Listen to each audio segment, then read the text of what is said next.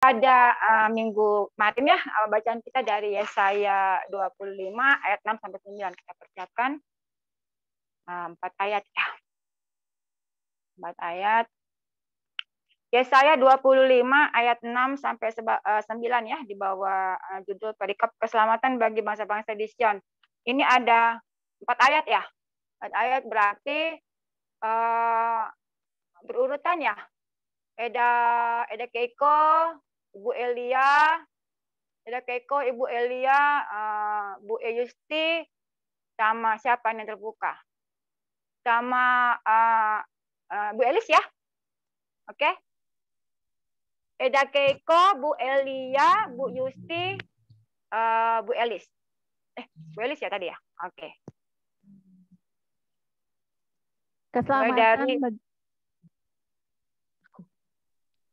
Keselamatan bagi bangsa-bangsa di Sion.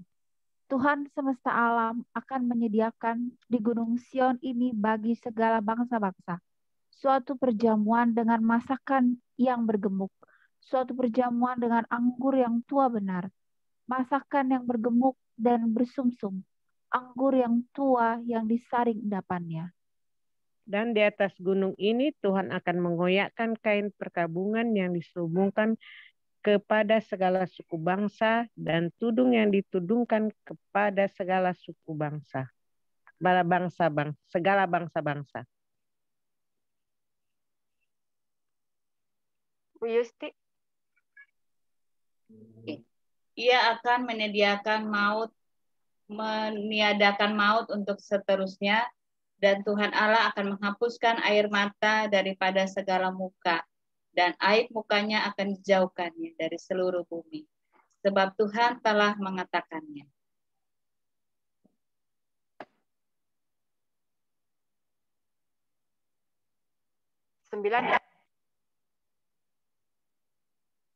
Dan Bu Eli aja, Bu Elis izin tuh lagi. Oh, berarti udah saya aja ya 9. Bu Eli. Oke, Bu Eli. Saya aja ya 9-nya. Ya. Pada waktu itu orang akan berkata, sesungguhnya inilah Allah kita yang kita nanti-nantikan supaya kita diselamatkan. Inilah Tuhan yang kita nanti-nantikan, marilah kita bersorak-sorak dan bersuka cita oleh karena keselamatan yang ditiadakannya. Ayat yang kita baca tadi, ini pasalnya itu termasuk dalam pasal yang dilatar belakangi oleh keadaan bangsa Yehuda ya pada saat itu, di mana bangsa Yehuda itu berada dalam terancam oleh keadaan bangsa lainnya, bangsa-bangsa lain. Pada saat itu bangsa Asyur. Bangsa Asyur itu merupakan bangsa besar yang kuat yang sudah menaklukkan banyak bangsa, termasuk bangsa Israel kala itu, gitu ya. Jadi sebenarnya sih bukan itu ya, bukan itu poin pentingnya. Poin penting yang terjadi pada bangsa Yehuda pada saat itu semua merupakan rencana Allah. Kita sudah pernah bahas sebelumnya pertemuan kita ya, itu semua merupakan rencana Allah, karena sesungguhnya terjadi adalah kehidupan bangsa Yehuda yang saat itu yang kita tahu semua itu adalah umat pilihan Tuhan, yang kehidupan mereka itu sungguh-sungguh sudah bebal ya, kacau terutama dalam hal keagamaan, dan Tuhan melihat itu dan Tuhan tidak ingin semuanya itu berlanjut bagi umat yang sudah Dia pilih gitu ya. Nah, pada saat itu Tuhan mengutus Nabi Yesaya ya, Nabi Yesaya itu kalau kita baca-baca lah itu merupakan nabi yang besar dalam perjanjian lama gitu. Nabi yang banyak bernubuat ya, tentang kedatangan juru selamat, tentang akhir zaman gitu. Nah, pada saat itu Allah mengutus Nabi Yesaya ya untuk berada di tengah-tengah bangsa Yehuda itu, dan ya memang Yesaya itu merespon dengan cepat ya, dia nabi yang rendah hati gitu loh. Dan Tuhan, kenapa Yesaya bisa merespon dengan cepat ya, karena memang Tuhan sudah menyatakan kemuliaannya ya kepada Yesaya ya. Dan Yesaya yakin dan percaya bahwa emang Tuhan itu pengendali alam semesta ini gitu loh. Dan pada saat itu ya dia memiliki keberanian, dukungan gitu ya untuk dia berada di tengah-tengah bangsa yang satu dalam keadaan kacau, dan dia tahu bahwa tidak akan mudah untuk berada di situ, karena dia harus menyampaikan pesan yang ingin Tuhan sampaikan kepada umat pilihannya itu gitu ya. Dan pesan yang akan saya sampaikan ini jelas-jelas akan ditolak karena bertentangan sekali dengan kehidupan bangsa Israel saat itu gitu ya. Jadi sampai bukan sebentar ya, memakan cukup lama Nabi Yesaya menyuarakan itu gitu ya, dengan berbagai penolakan, dengan berbagai hinaan gitu ya, tapi dia tetap bertahan, tetap kuat di situ. Walaupun pernah berkata kepada Tuhan sampai kapan sih? Sampai Yesaya itu tua loh, sampai dia mungkin udah masuk masa tuanya ya. Sampai kapan Tuhan seperti ini gitu ya? Dengan keadaan dirinya yang mungkin penuh dengan hinaan dan ejekan gitu loh. Tapi Tuhan berkata kepada Yesaya pada saat itu, bertahanlah gitu loh.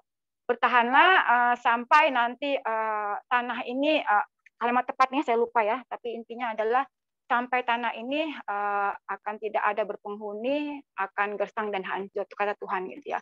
Dan kita semua tahulah itu adalah masa penghancuran gitu ya, masa penghancuran karena penaklukan oleh bukan oleh Raja Asyur pada saat itu, tapi oleh Raja Babilonia ya, Raja Nebukadnezar yang menghancurkan dan meruntuhkan tempat itu. Itulah yang Tuhan firmankan pada saat itu.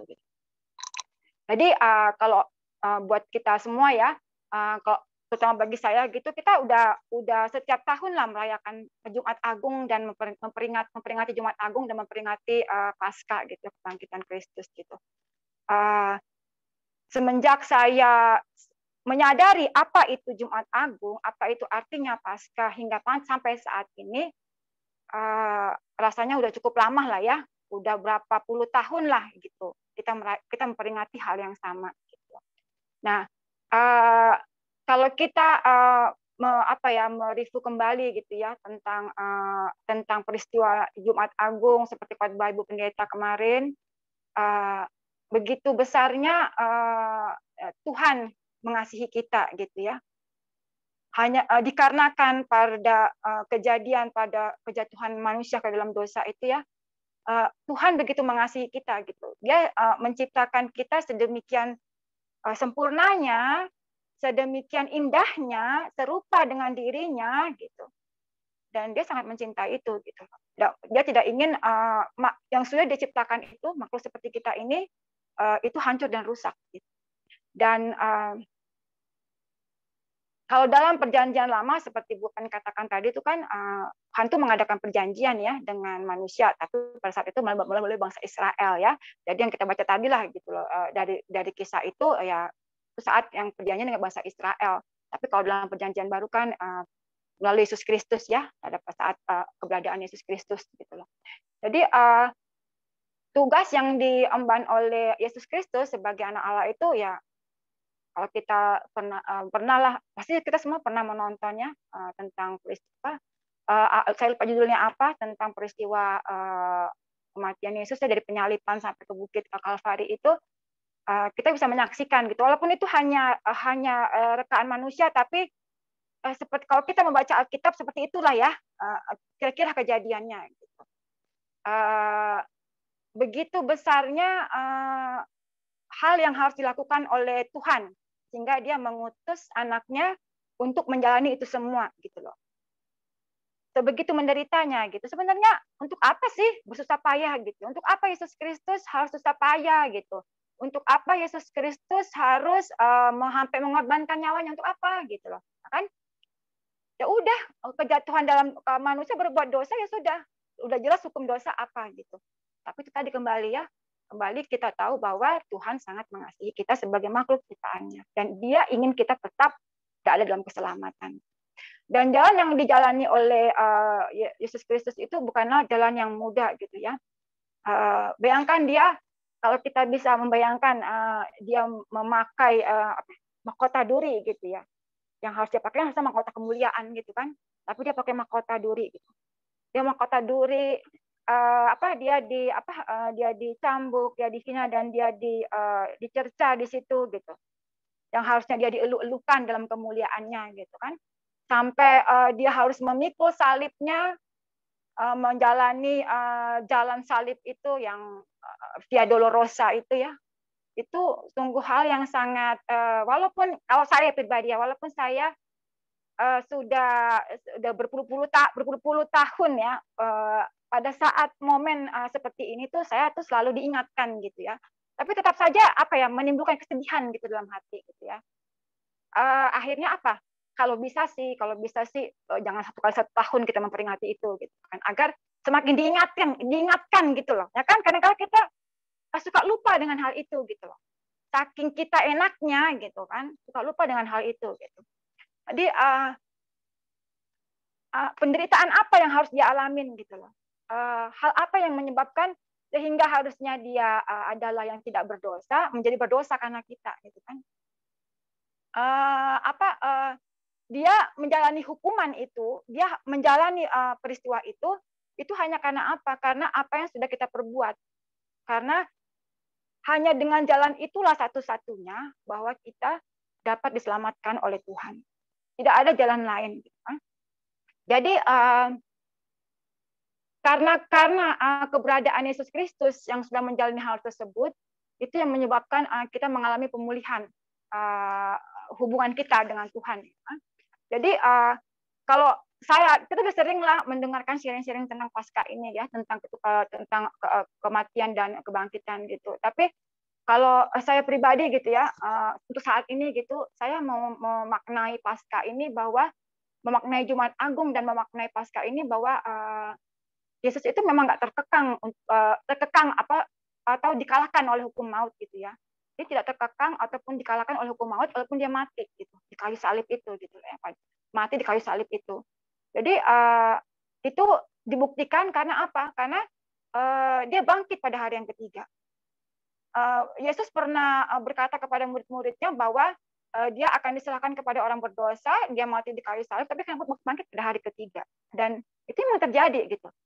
Jadi apa yang kabar itu dan apa yang dikatakan oleh Injil Firman Tuhan itu memang tidak bohong gitu ya, memang itu nyata adanya gitu dengan kebangkitannya itu gitu. Jadi memang Yesus itu nggak pernah ingkar janji. Jadi dia setia terhadap apa yang sudah dia katakan, terhadap apa yang sudah dia firmankan kepada kita gitu ya. Dan selain itu juga saya memaknai bahwa Paskah itu selalu tetap memberi saya pengharapan gitu loh, tetap memberi saya pengharapan bahwa akan adanya kehidupan yang kekal gitu ya, kehidupan kekal bagi saya, bagi semua orang, bagi siapa saja yang berdosa gitu, bahwa kehidupan kekal itu tetap ada bagi kita. Gitu. Dan sebenarnya makna yang paling indah bagi saya ya dalam hal Paskah ini adalah bahwa pengorbanan Yesus di kayu salib itu yang sudah dia lakukan itu memulihkan saya, membuat saya itu bisa berdiri di hadapan Tuhan, membuat saya selain berdiri di hadapan Tuhan, berani berdiri di hadapan Tuhan, itu membuat saya yakin bahwa saya dapat melakukan hal yang benar oleh karena pemulihan yang sudah Tuhan lakukan gitu. Jadi kemarin Bu Pendeta berkhotbah pada hari Jumat ya, ibadah Jumat itu Tuhan Yesus waktu di kayu salib itu berkata bahwa Allahku, Allahku, mengapa engkau meninggalkan aku? Itu termasuk hal yang menyedihkan gitu ya. Pada momen itu Allah meninggalkan Yesus karena memang dia harus menjalani itu, karena harus dia jalani itu sehingga ia mengalami kematian gitu ya. Saya itu membayangkan gitu. Kalau misalkan Tuhan tidak mengorbankan Yesus Kristus untuk mati di kayu salib, dan seandainya Tuhan tidak bangkit pada hari yang ketiga, itu apa jadinya saya gitu loh. Apa jadinya kita semua, apa jadinya begitu banyak umat di muka bumi ini gitu ya. Seharusnya saya yang ada di situ gitu kan, seperti kata Bu Pen kemarin. Seharusnya saya yang ada di salib itu, seharusnya saya menjalani kematian kekal itu ya. Walaupun saya menjalani kematian kekal, saya dipakukan kaki dan tangan saya gitu ya. Rasanya kalau saya berkata, Allahku, Allahku, mengapa engkau meninggalkan aku? Kayaknya sungguh-sungguh ya, Tuhan sudah meninggalkan. Kalau Tuhan tidak mati dan dibangkitkan, gitu ya. Saya sungguh-sungguh sudah mengalami kematian kekal, gitu. Sungguh-sungguh setelah itu nggak ada kebangkitan, gitu kan. Jadi kalau buat saya gitu ya, sebegitu kasihnya Tuhan sama kita gitu loh. Sebegitu besarnya dia cinta sama kita, sehingga hal yang menurut kita itu nggak mungkin ya, mustahil kita membayangkan gitu loh. Gimana sih bisa Yesus Kristus menjalani hal seperti itu hanya untuk orang seperti kita gitu loh. Salib yang dia pikul. Kita ini manusia. Saya lah ya. Saya itu lebih banyak rasanya berpikir, saya merasa menderita, merasa terhina dan lain sebagainya. Seperti yang Yesus rasakan saat itu tuh saya lebih banyak merasakan karena apa? Karena pelanggaran saya lakukan gitu. Rasanya tuh bisa dihitung ya. Saya merasa menderita, saya merasa terhina oleh karena salib yang saya pikul ya. Yang seperti pendeta bilang, memikul salib berarti bukan karena dosa, memikul dosa yang pelanggaran kita gitu ya. Tapi karena apa? Karena kita berjalan dalam jalan Tuhan dan kita menderita karena itu gitu. Kayaknya bisa dihitung dalam hidup saya apa yang terjadi gitu kan, apa saja yang terjadi karena saya belajar untuk memikul salib Tuhan gitu. Jadi ya dalam hal ini ya saya masa menjadi diteladankan ya, bahwa Yesus Kristus dengan rendah hati mau merendahkan dirinya sampai serendah-rendahnya gitu ya, bahwa dia mau memikul dosa-dosa kita gitu loh. Jadi kita sebagai umat yang sudah dia tebus, kita harus belajar gitu ya untuk meneladani hal seperti itu, bahwa rasanya memang seperti Bu Pen katakan kemarin itu, kalaupun ya kalau kita masih hidup di muka bumi ini, kita masih menjadi bagian menumpang di muka bumi ini, kita nggak bisa sempurna gitu lah.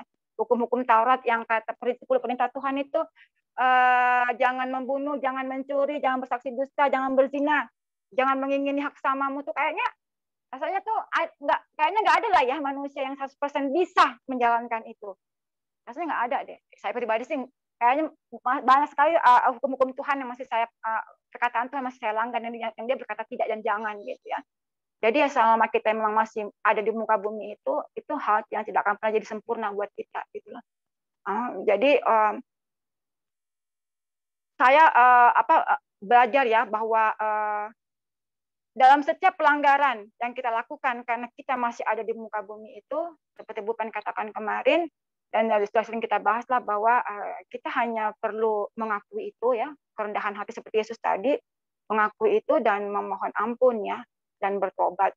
Walaupun ya, seperti yang kita dengar lagu tadi itu, berkali-kali kita berkhianat sama Tuhan gitu loh.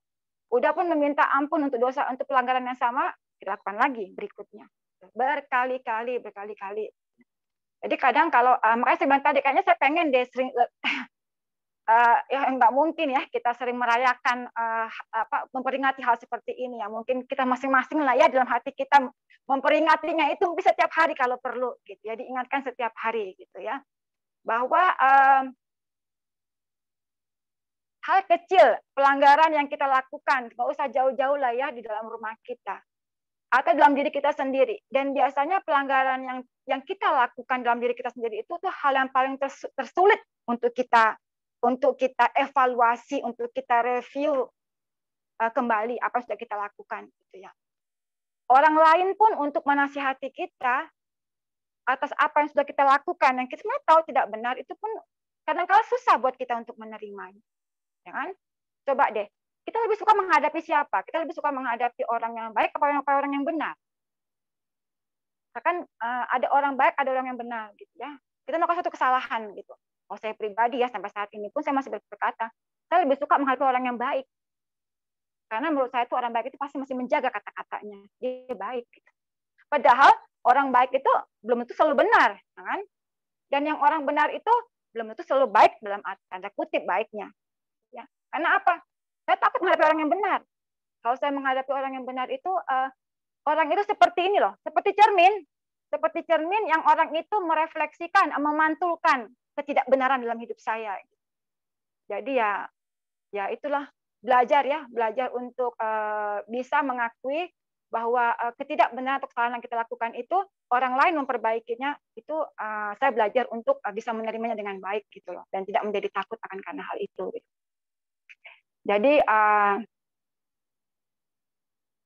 kita masing-masing ini pasti memiliki lah ya sesuatu dalam kehidupan kita gitu ya. Pasca yang sudah kita lakukan berkali-kali setiap tahunnya gitu ya. kira-kira masih punya makna yang indah nggak buat kita gitu ya? Masih bisa nggak sih Paskah itu yang kita peringati itu mendatangkan sukacita, ya kan? Sebenarnya kan kenapa sih kita berkali-kali merayakan Paskah setiap tahun? Yang mungkin itu memperingatkan kita gitu ya. Tuhan Yesus Kristus sudah melakukan bagiannya. Yang kita semua tahu bagiannya Tuhan yang Yesus sudah Tuhan lakukan gitu. Sekarang bagian kita apa gitu? Yang harus kita lakukan, ya kan? Karena rasanya seperti Bu Pen kemarin katakan, karena rasanya tuh kita ini orang waras gitu kan.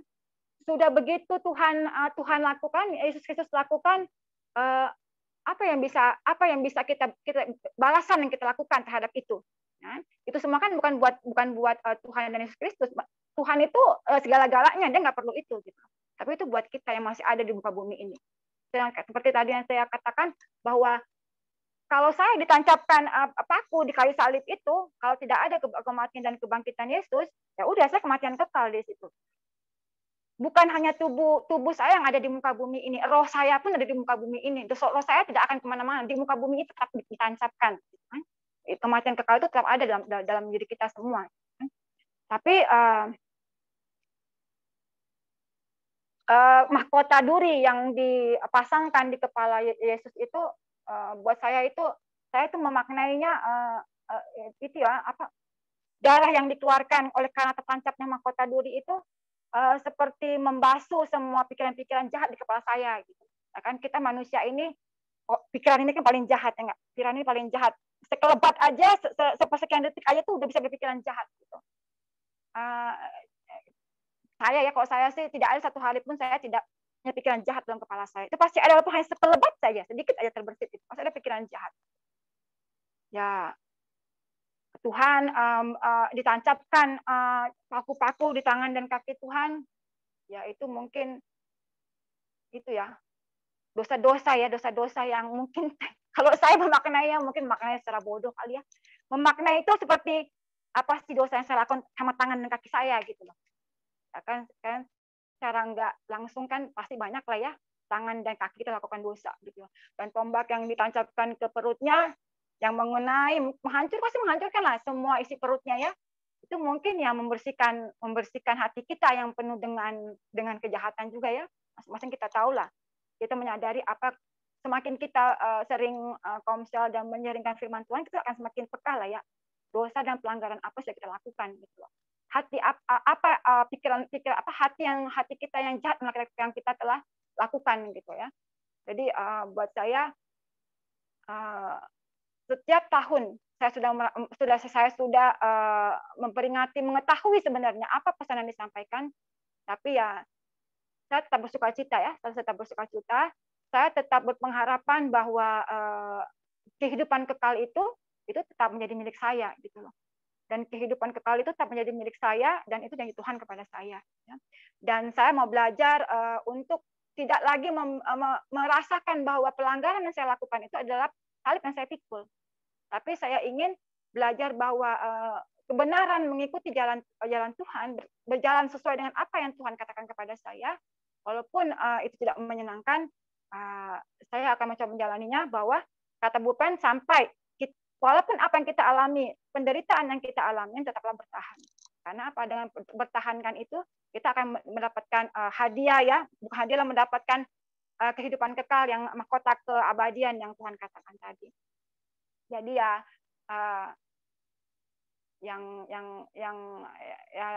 ya akhir dari apa yang bisa saya sharingkan ini ya mudah-mudahan dengan setiap tahun kita merayakan ini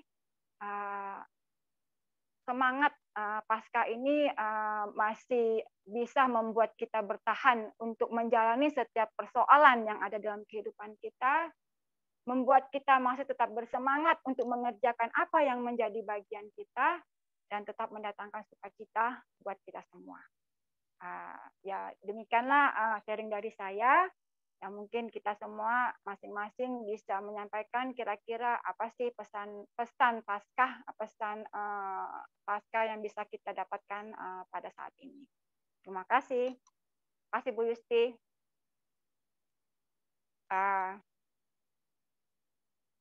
Kita sharing aja atau gimana? Sharing aja ya. Ya Bu, seperti biasa. Oke, kita sharing aja seperti biasa. Oke, mulai dari siapa? Dari Bu Elia aja deh, yang paling mantap. Silakan Bu Elia. Terima kasih Bu Tiur sharingnya. Tadi Bu Tiur sudah sharing, sudah panjang lebar ya. Ya, di sini tentang Nabi Yesaya, yaitu perikopnya keselamatan bagi bangsa-bangsa di Sion.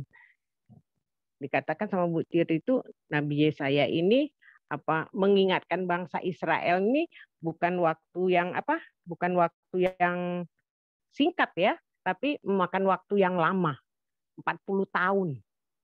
Dia mengingatkan. Jadi kalau kita flashback kembali, mengapa Yesaya ini mengingatkan bangsa Israel bahwa nanti ada keselamatan yang akan menolong mereka ya. Karena mereka ini selalu jika menghadapi segala sesuatu akhirnya akan lupa kepada Tuhan, selalu jatuh dalam dosa. Kemudian padahal kalau kita lihat bangsa Israel ini raja-rajanya pun dipilih oleh Tuhan sendiri ya, dengan minyak urapan sebenarnya. Tapi pada umumnya mereka itu pun selalu jatuh ke dalam dosa ya. Nah, karena bangsa Israel ini mengalami banyak penderitaan, mulai dari keluar dari Mesir, kemudian menjadi bangsa buangan, ya, menjadi budak. Nah, di antara derita-derita mereka masih ada sisa daripada apa yang mereka rasakan kasih Tuhan ya. Jadi pada saat mereka sudah tidak tahu lagi mau minta tolong kepada siapa, akhirnya mereka itu ya mengadulah kepada Tuhan karena mereka tahu Tuhan itu jalan satu-satunya, tapi mereka itu mudah jatuh ke dalam pencobaan ya. Nah, sehingga kita lihat diutuslah Nabi Yesaya ini. Nabi Yesaya ini awalnya mungkin dia agak menolak ya, bukan langsung menerima. Kita lihat juga Nabi Yesaya ini bukan keturunan orang sembarangan ya. Bapaknya pun adalah Amos kan, kita tahu Nabi Amos. Nah, mungkin sering dia dengar apa yang orang tuanya katakan, maka Tuhan mempercayakan untuk pekabaran bagi bangsa Israel ini ya. Jadi di tengah-tengah kesusahan mereka, ini Amos mengabarkan bahwa akan ada keselamatan bagi bangsa-bangsa di Sion. Nah, tapi setelah kita pelajari dan tentang kebangkitan Tuhan Yesus, berarti keselamatan itu bukan untuk bangsa Israel sendiri kalau untuk saat ini ya. Kalau untuk pada saat itu iya mungkin ya untuk bangsa-bangsa di Sion. Mereka tertindas, mereka terbuang, hidup mereka susah. Nah, tapi dengan pertolongan kepada Tuhan mereka bertobat, ada pengharapan ya. Jadi Tuhan tetap memberikan kesempatan. Di sini pun kita belajar kalau bangsa Sion yang sudah jatuh bangun ke dalam dosanya yang sudah mereka besar seperti pendeta Simarmata 2 minggu yang lalu mencontohkan Raja Hizkia ya. Ya, Hizkia yang begitu jahatnya supaya dia merasa nyaman dia harus membayar upeti, dan upeti itu dia harus ambil dari rumah Tuhan ya, yang emas perak dia harus bawa, dia harus bayarkan sebagai upeti. Tapi pada saat dia diponis karena dia sudah melakukan yang jahat di mata Tuhan, dia bertobat ya. Harusnya dia harus mati, tapi dia harus bertobat. Dia bertobat, benar-benar bertobat. Nah, jadi bagi kita dengan apa yang telah Tuhan Yesus lakukan, dia mengalami kematian, dia bangkit kembali, berarti dia sudah memerdekakan kita dari dosa ya. Kata Bu Tiur tadi, kepengen setiap hari maunya diingatkan terus ada kebangkitan ya.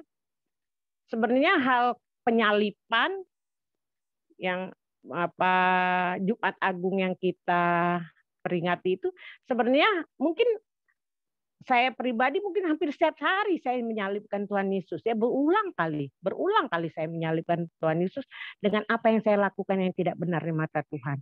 Jadi bagi saya itu saya udah menyalibkan Tuhan Yesus ya. Padahal saya sudah dibebaskan dari dosa, tapi terus melakukan dosa lagi, terus melakukan dosa lagi.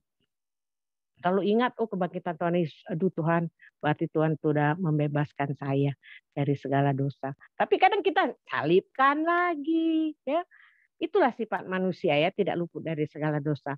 Tapi kita yakin dan percaya, kata Bu Iren kemarin bilang di khotbahnya, iman. Dengan iman ya, dengan iman kita yakin dan percaya bahwa kita akan diselamatkan. Jadi walaupun kita mati, tapi kita tidak mati dalam kekekalan. Seperti dikatakan Bu Iren, ini kita akan berjumpa di rumah Bapa yang Bapa di sorga. Berarti kalau kita berjumpa berarti kita ada di dalam situ ya. Ada di dalam rumah itu. Berarti memang kita secara daging ya kita mati. Tapi ada satu pengharapan kita dibangkitkan.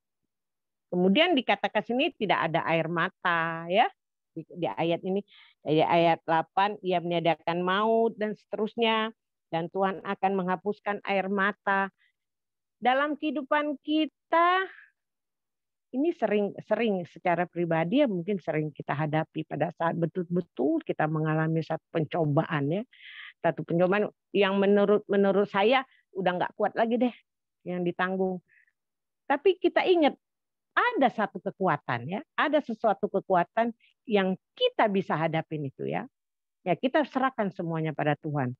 Dengan yakin dan percaya kita serahkan sama Tuhan. Terserah Tuhan sisanya. Tuhan mau buat apa sama kita ya. Yang penting tugas kita, jalani tugas kita yakin dan percaya. Serahkan semuanya ini sama Tuhan tanpa aling-aling ya, tanpa ada yang diselubungin. Jadi kebangkitan Tuhan, kalau Nabi Yesaya ini keselamatan bagi bangsa di Sion, bagi kita sekarang keselamatan bagi seluruh bangsa ya, seluruh bangsa. Jadi kebangkitan Tuhan Yesus itu bukan untuk Sion saja, tetapi untuk seluruh bangsa yang percaya. Ya, untuk yang percaya, yang tidak percaya tidak mungkin dia bangkitkan kan? Yang penting yang percaya kepadanya dan mengimani. Dan kita meyakinin. Bu Iren itu kemarin bilang kalau kita mengalami pencobaan karena iman kita tetap bertahan, ya, tetap bertahan. Nah, untuk itulah sebagai kekuatan kita, salah satunya seperti Komsel ini ya. Dari Komsel ini kita sharing, kita berbagi ya. Jadi berbagi apa? Berbagi apa? Namanya sharing ya. Berbagi apa yang kita rasakan. Dengan menceritakan apa yang kita rasakan seperti ada beban yang sedikit terangkat ya. Karena apa? Karena masukan dari teman-teman kita itu memang masukan-masukan yang baik ya. Yang intinya kembali kepada Tuhan. Ya, jadi setiap hari kadang-kadang kita menyalibkan Tuhan, kadang kita juga kebangkitan Tuhan Yesus bangkitan, kadang kita juga menyalibkan kembali untuk saat ini. Mudah-mudahan dengan adanya Komsel kita ini kita terus berprogres ya, berprogres dengan kita selalu sharing, semoga apa yang kita pelajarin ini dapat kita terapkan dalam kehidupan kita dan kita terus berserah dan terus mohon kepada Tuhan supaya apa yang telah Tuhan Yesus korbankan di kayu salib tidak sia-sia ya. Jadi ada respon yang positif kepada kita dengan hidup beriman kepadanya. Itu saja. Terima kasih Bu Tiur.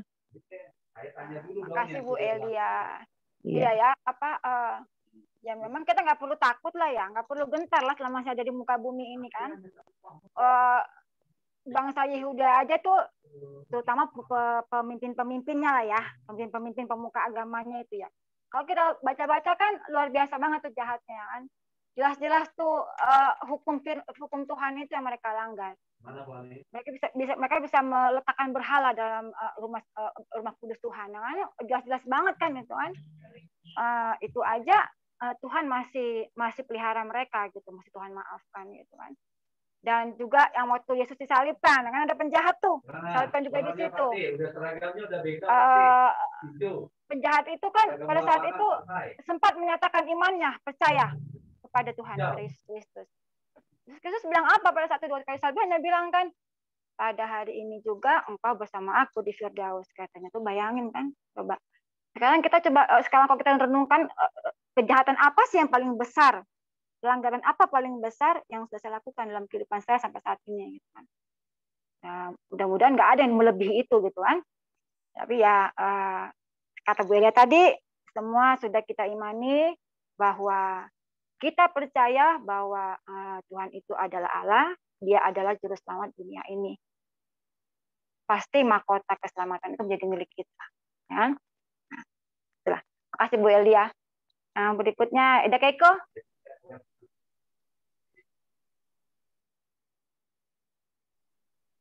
Oh, makasih ada Tiur diingetin kembali kemarin ibadah Paskah. Seperti Eda bilang, kalau bisa Paskah tuh tiap hari gitu. Kalau bisa Jumat Agung tiap hari ya, kita kadang-kadang suka lupa akan anugerah Tuhan gitu. Jadi bukan menyanyiakan, ya lupa anggap remeh dan lain sebagainya. Jadi kita dengan merayakan Jumat Agung gitu kan, kita meneladani kembali, mengingat kembali akan kasih Tuhan. Kebetulan hari Minggu kemarin saya nggak ngerayain Paskah, maksudnya nggak ikut ibadah Paskah virtual karena kami kumpul, ibu mertua tuh yang kemarin baru ditinggal sama Amang tuh pingsan. Jadinya kemarin kan udah kejadian, Amang tuh pingsan terus langsung nggak ada, dan ini juga pingsan terus keluarlah keringat dingin. Tapi puji Tuhan udah baik lagi kondisinya gitu. Jadinya saya cuma ikut. Kemarin tadi saya review sebentar khotbah ibu, terus sama hari Jumatnya ya. Saya terkesan sekali waktu hari Jumat tuh ibu tuh mengatakan sesuatu yang benar. Kita kan ngambil dari yang Allahku, Allahku, mengapa engkau meninggalkan aku. Di situ kan dibilang sepertinya itu adalah sesuatu hal yang paling menyedihkan gitu kan, sesuatu keterpisahan, karena pada hakikatnya Bapa dan Anak itu adalah satu. Roh Kudus, Allah Bapa, Putra itu satu gitu. Sekarang terpisah karena beban dosa yang udah dipikulnya gitu. Dosa siapa ya? Dosa kita semua gitu kan. Jadi kita tuh selalu melihat dari sisinya Tuhan. Tuhan tuh bukan, maksudnya sisi kita. Tuhan tuh makasih, Tuhan tuh ini dan lain sebagainya. Yes. Tapi kita juga ada sifat Allah itu suci gitu. Ketika dibebankanlah semua dosa itu sama Dia, ya kealahan Dia berpaling. Jadi dia ditinggal gitu aja. Dia seperti yang kalau kita baca Yesaya atau juga Mazmur itu ada ya, seperti orang yang ditinggalkan, seperti ya gimana sih kalau kita udah seperti penjahat gitu kan.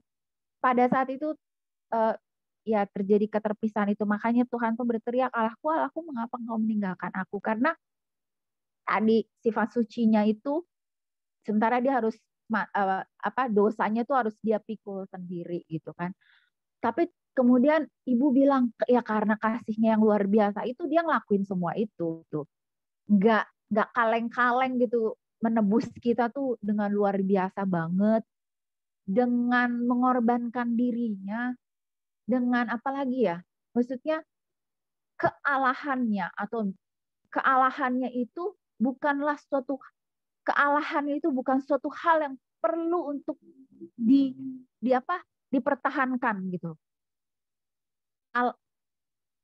Allah pencipta tidak mempermasalahkan kalau dia tuh datang gitu sebagai anak tukang kayu dan lain sebagainya, itu terus kemudian mati, menjalani kehidupan seperti manusia, dihina dan lain sebagainya gitu. Sementara saya males ya. Maksudnya kalau kita jadi jongos orang kan disuruh-suruh, siapa sih nyuruh-nyuruh gitu, atau kita diperlakukan tidak benar, kita udah marah duluan gitu.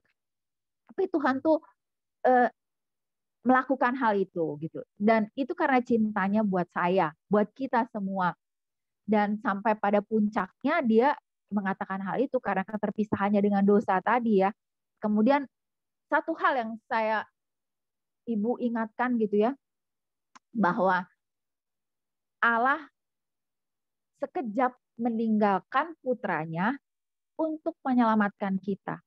Jadi kita tuh berharga banget buat Tuhan.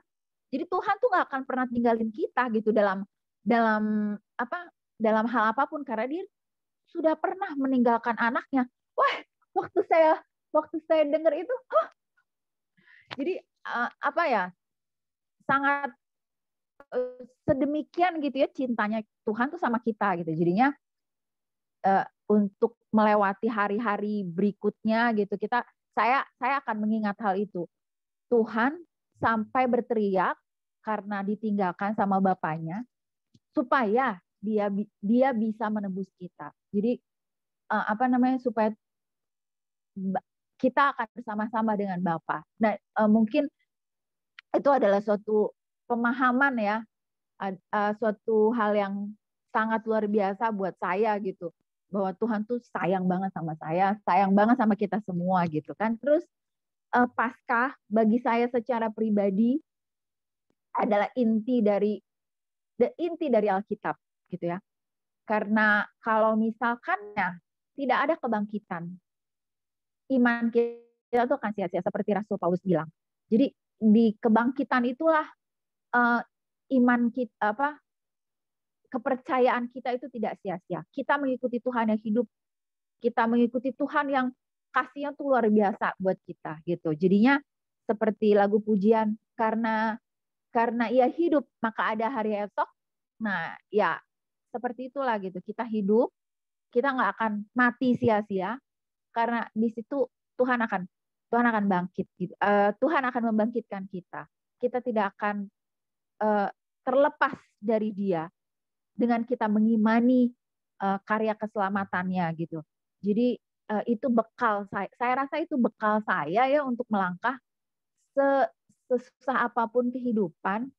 Kalau saya punya pemahaman atau bekal seperti itu tadi, mungkin saya tidak akan pernah merasa sendiri, karena bagaimanapun Tuhan sudah menebus saya dengan sedemikian mahalnya, terus kemudian Dia bangkit dan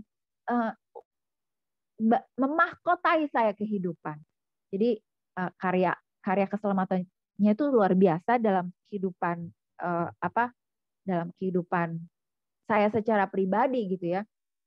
Saya menerima kasih karunia, kasih anugerahnya Tuhan ya.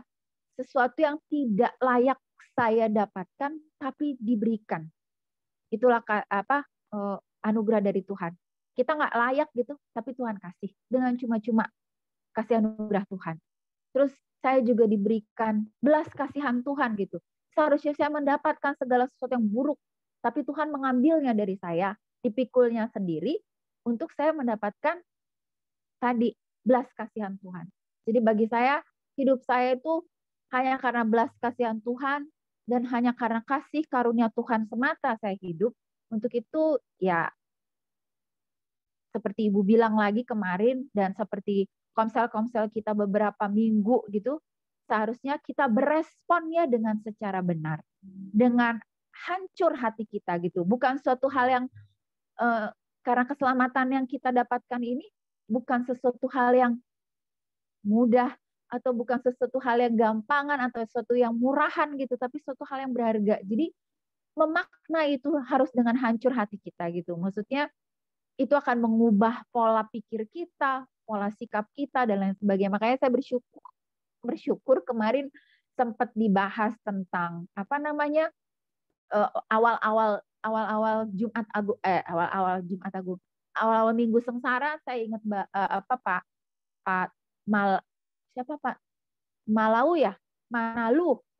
Ronald Manalu itu membicarakan tentang kita berdamai gitu, berdamai dengan Allah, berdamai dengan diri sendiri gitu kan. Dan di situ dikatakan bahwa Tuhan tuh mengasihi kita dengan luar biasa. Jadi apapun yang dunia bilang tentang kamu, Tuhan tuh mengasihi kamu. contohnya ya seperti yang kita rayakan di mana di Jumat Agung dan di Paskah ini. Terus kemarin juga sempat ada tentang apa hati nurani yang diperbaharui dan lain sebagainya, bahwa hati kita tuh kotor pada pikiran, seperti tadi Eda Tiur bilang, pikiran-pikiran saya tuh pikiran-pikiran tercela, buruk dan lain sebagainya. Tak satu menit pun kita memikirkan hal-hal yang baik, yang ada terlintas hal-hal yang tidak baik. Biasanya seperti itu. Disenggol sedikit marahnya luar biasa. Hal-hal yang buruk yang ada pada kita gitu kan. Tapi dengan kasih karunia Tuhan gitu ya, kita dengan dekat, dengan terus memperbarui hati nurani kita, dengan dekat kepada firman dan lain sebagainya, niscaya kita akan dibenarkan. Karena kita tidak akan bisa jadi benar. Kita tidak akan jadi benar dengan kekuatan kita sendiri. Semuanya hanya karena kasih karunia Tuhan. Hanya karena kasih karunia Tuhan saya bisa ada di Komsel ini. Hanya karena kasih karunia Tuhan saya bisa kenal Tuhan gitu secara pribadi gitu kan. Hanya karena kasih karunia Tuhan dan belas kasihan Tuhan saya masih bisa menjalani kehidupan ini. Jadi saya rasa saya akan memaknai Paskah dan Jumat Agung dan Paskah ini tuh dengan kehidupan yang baru gitu, membawa semua pikiran saya, membawa hati saya kepada Tuhan untuk terus diperbaharui gitu, dan berespon dengan hancur hati, bukan asal-asalan gitu ya. Kita pasti tahu lah ya berespon dengan hancur hati itu seperti apa. Mungkin kita akan melihat berita gitu kan, berita mungkin di TV atau kita dengar dan lain sebagainya, oh iya ada kecelakaan di sana. Tapi kalau kita sekarang punya hati yang baru atau pikiran yang baru yang telah diperbaharui oleh Tuhan, pasti kita akan doakan mereka. Nggak kenal pun kita akan doakan. Ataupun kita, apa yang kita bisa lakukan, kita akan melakukannya gitu. Maksudnya kita bantu orang gitu. Walaupun kita sendiri mungkin tidak berkecukupan sekali, tapi kita akan hal-hal yang seperti itu, berespon dengan hancur hati gitu kan.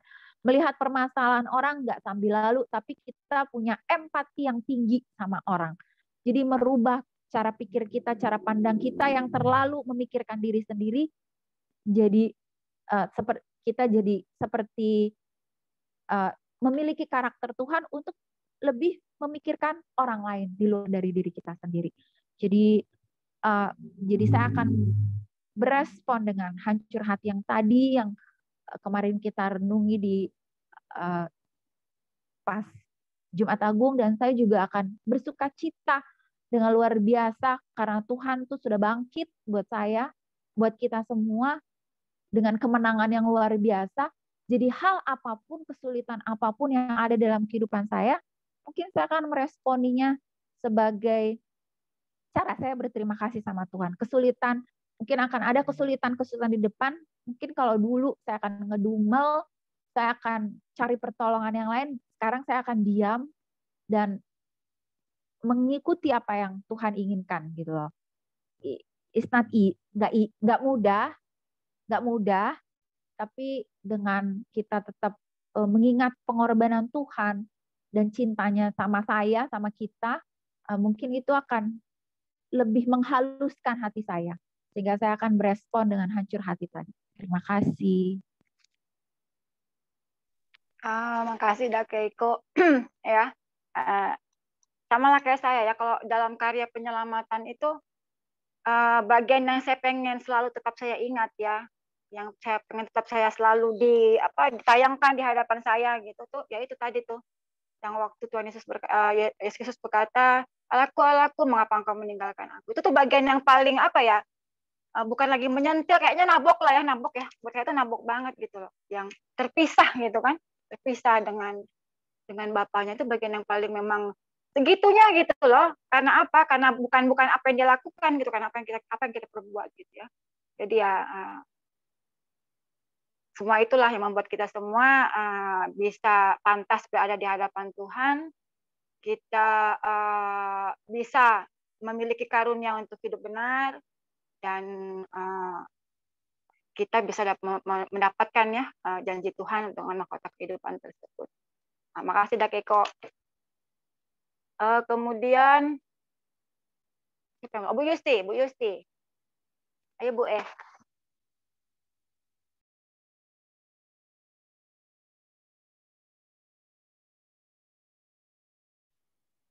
Makasih Bu Tiur, Mak Keiko, Bu Eli yang tadi sudah ini. Kalau dari aku, ya memperingati Minggu Sengsara dan Paskah yang sudah kita rayakan di minggu kemarin, kita bersyukur ya.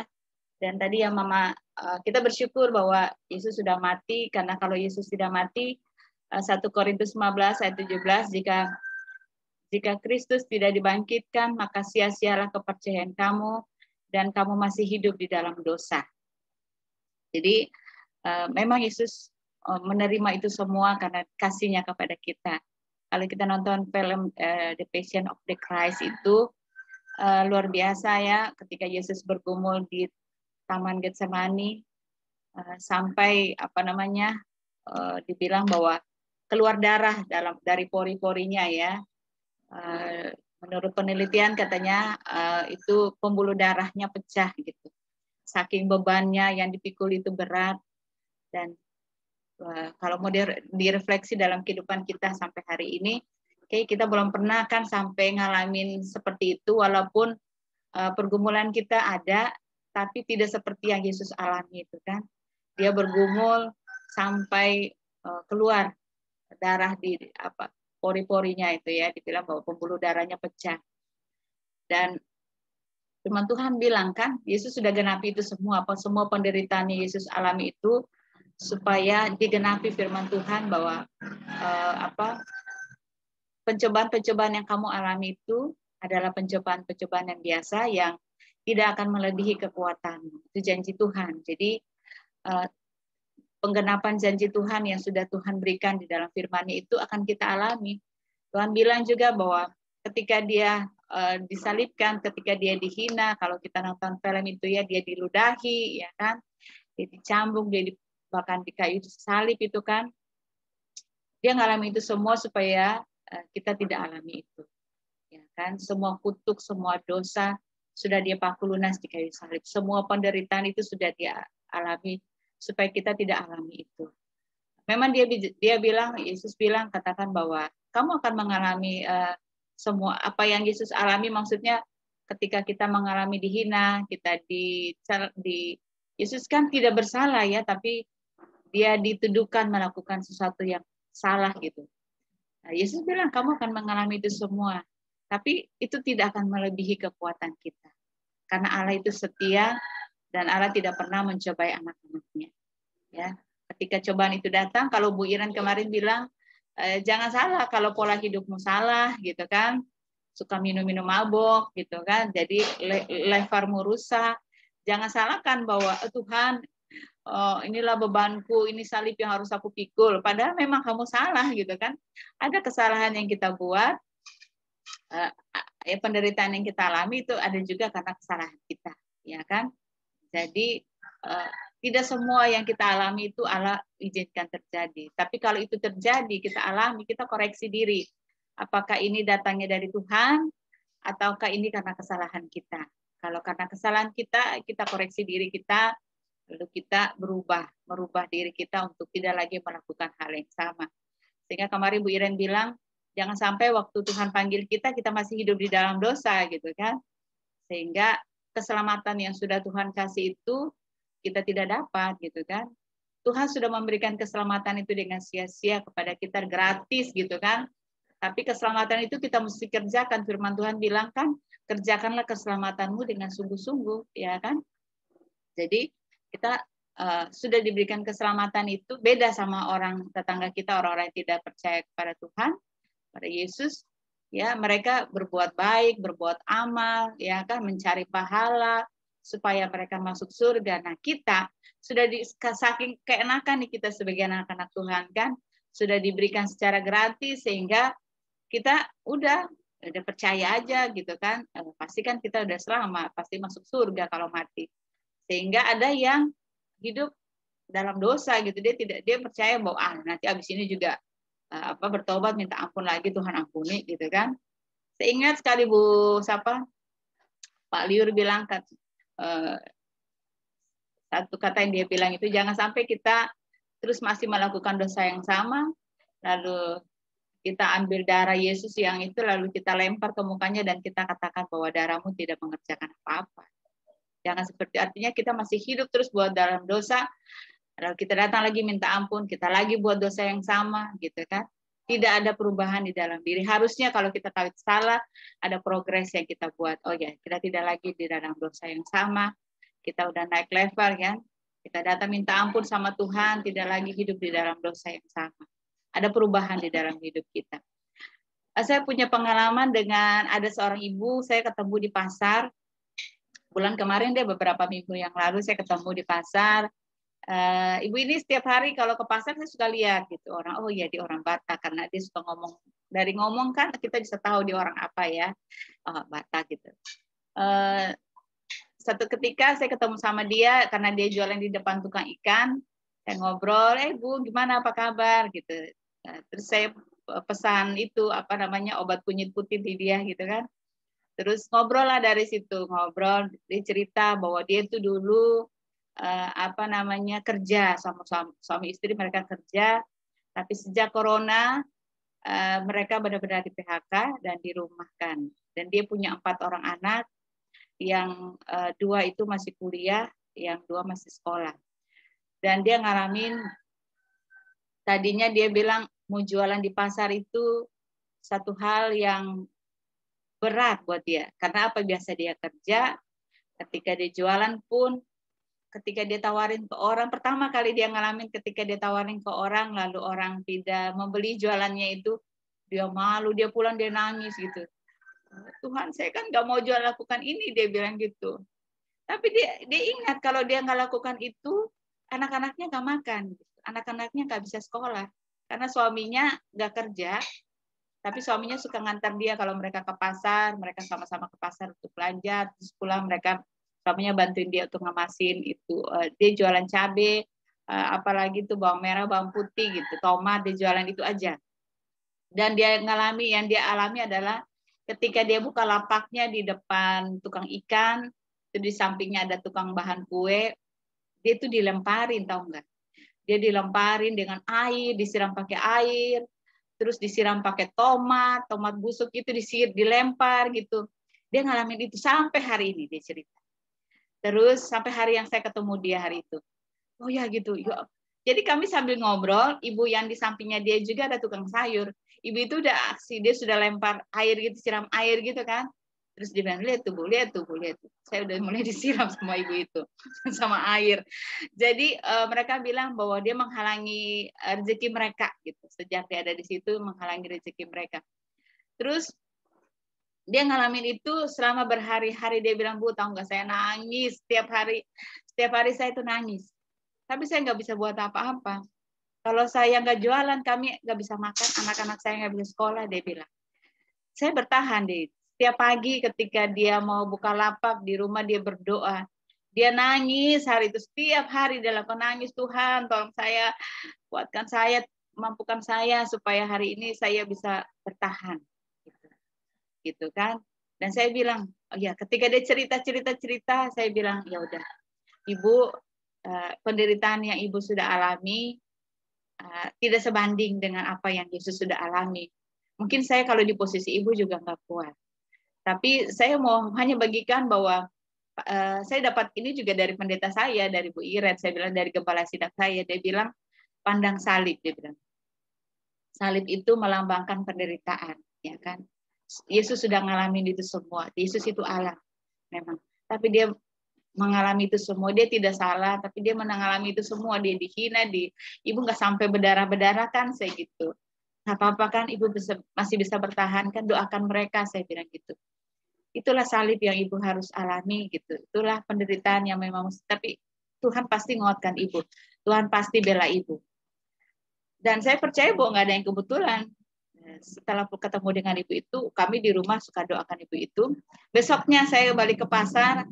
Biasanya saya datang agak siang dan tukang ikan itu sudah nggak ada. Tapi hari itu saya datang ke pagi dan ketemulah sama ibu tukang ikan ini, karena ibu tukang ikan ini suka ngobrol kan. Saya suka beli di dia, suka ngobrol. Terus saya datang, saya ngobrol sama ibu ini, saya cerita langsung, saya sentil, saya langsung masukin gini, Bu, kalau ibu buat baik, nanti kita lagi ngobrol apa-apa gitu tuh, langsung saya masuk di situ, saya bilang, Bu, kalau ibu buat baik, yang nanti ibu alami, anak-anak ibu adalah anak-anak juga akan mengalami hal-hal yang baik. Tapi kalau ibu buat jahat, nanti anak-anak ibu juga akan mengalami hal yang tidak baik, saya gitu. Ibu mau buat baik apa buat tidak baik, saya gitu. Ya buat baik lah tante, dia ngomong gitu. Ya udah, Bu, gini aja nih, lihat nih ibu ini nih jualan di depan, ibu punya apa? Punya ikan dagangan. Lihatlah ibu ini, aku bilang gitu kan. Apa kalau ibu buat jahat, ingat aja nanti anak-anak ibu dapat yang tidak baik gitu. Ya udah, kasihan ibu ini kan dia jualan di sini. Aku cuman karena waktu saya ngobrol sama ibu yang jualan ikan cabai ini, dia udah pulang, ibu tukang ikan itu. Dia nggak ngeliat kami ngobrol hari itu. Jadi kesempatan hari itu saya, pasti dia nggak tahu kan kalau ibu ini udah curhat ke saya sebelumnya kan. Jadi kesempatan lah saya cerita seperti itu. Besokannya saya balik lagi, saya tanya ibu tukang tomat ini, gimana Bu, ibu itu? Puji Tuhan, baik loh dia sekarang gitu kan. Puji Tuhan, saya bilang gitu. Ibu terus berdoa, terus kami juga dukung dalam doa buat ibu. Artinya apa? Semua pasti ada hal-hal yang kita alami di dalam hidup ini, tapi kita bertahan, aku bilang gitu. Dan itu pun saya alami dalam hidup saya secara pribadi dan keluarga. Ada hal-hal yang kita nggak buat tapi dituduhkan, tapi Yesus sudah mengalami itu semua. Saya bilang, aduh Tuhan, gitu kan. Ya pertama ya sedih juga, marah juga lah ya. Nggak ada yang orang ketika difitnah atau tidak melakukan sesuatu yang tidak benar, tapi dituduhkan itu, ya respon kita pertama pasti marah. Nggak ada yang nggak marah. Pasti marah. Tapi berjalan waktu, mulai lagi, iya ya, Yesus sudah mengalami itu semua kok. Ya kan, Yesus pun nggak salah gitu kan, tapi dia udah mengalami itu semua. Ya, satu hal yang saya pelajari bahwa yaudah bertahan dan kita percaya bahwa Tuhan itu mengasihi kita, bahwa semua penderitaan yang kita alami itu tidak akan melebihi kekuatan kita. Dan kemarin Biren bilang kalau kamu mengalami sesuatu karena imanmu, bertahanlah gitu kan. Ya udah bertahan, tetap percaya kok bahwa di balik itu semua ada maksud rencana Tuhan yang lebih baik. Dan itu proses dari Tuhan yang harus kita alami, dan tidak kok sampai kita berdarah-darah kan, karena semua yang kita alami tidak sebanding apa yang Yesus sudah alami buat kita. Yesus sudah lakukan buat kita. Itu saja Bu dari saya. Terima kasih Bu Tiur. Oke, makasih Bu Yusti sharingnya. Mudah-mudahan kita bisa melakukan seperti yang Bu lakukan tadi ya di pasar itu. Kalau saya sebetulnya belum punya keberaniannya. Semoga bisa melakukan seperti itu. Jadi ya, seperti kata Bu Yusti tadi, apa yang sudah Yesus lakukan itu lunas ya. Nggak pakai DP, nggak pakai down payment. Nanti sebagian baru dibayar, enggak, udah lunas semuanya. Jadi ya betul lah, memang apapun setiap yang rasa penderitaan yang kita merasa kita menderita, ya kembali ya. Pertama kali koreksi diri kita. Saya selalu belajar untuk seperti itu. Saya belajar untuk mengkoreksi. Ada nggak andil saya di situ? Nah, apakah itu andil saya? Apakah itu karena saya penyebabnya? Kalau tidak, orang lain yang melakukan itu terhadap saya. Ya. Jadi ya tadi itu, kalau kata Bu Pen kemarin, karena saya melakukannya, tadi ya bertobat, yang memohon ampun. Kalaupun bukan saya yang melakukan, karena saya belajar memikul salib Tuhan, kita tetap bertahan. Karena walaupun itu pelanggaran kita lakukan, atau mungkin bukan kita yang melakukan, kalau kita bertobat atau kita bertahan, tetap kita akan mendapat mahkota kehidupan. Itu kan yang Tuhan jadikan pada kita. Jadi ya, kasih Bu Yusti ya. Seenggaknya kan itu menjadi inspirasi ya. Kalau sesuatu yang sekitar kita lihat ada sesuatu hal yang ya kadang-kadang kita kurang peka ya. Kita kurang peka terhadap hal yang ada di sekitar kita gitu loh ya. Kayak kata Keko ya, empati gitu ya. Kadang-kadang kita kurang peka gitu. Kenapa? Kita nggak mau susah, nggak mau terlibat masalah ya kan. Seperti itu kadang-kadang kan. Udah gitu kan, jangan dekat kalau ada yang seperti itu gitu kan. Melarikan diri gitu loh. Ya belajarlah untuk memiliki empati lebih banyak gitu kan. Ya, makasih ya Bu Yusti sharingnya. Kemudian siapa lagi yang belum? Eda Eli, Vera, ada kakak udah? Halo, Oh, ada. Makasih ya Eda, Marta untuk sharing firman-nya. Kalau untuk aku ini tema yang cukup berat. Apa sih? Kebangkitan Kristus menghadirkan keselamatan. Nggak tahu mau mulai dari mana. Kayaknya teman-teman menceritakan, sharing gitu keren-keren banget. Dari tadi aku mikir, apa yang harus aku sharingkan? Dari yang ada di hatimu aja dan sekarang, Mbak. Kebangkitan Kristus menghadirkan keselamatan. Itu udah pasti gitu ya. Tapi relevansinya dengan ayat yang kita baca tadi, itu tentang Tuhan menyediakan jamuan, katanya anggur yang tua.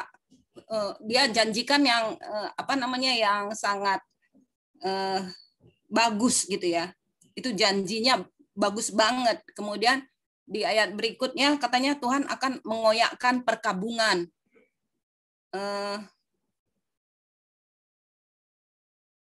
Kita melewati Jumat Agung, Paskah. Aku dari tadi mikir apa aplikasinya ini semua untuk hidupku gitu ya.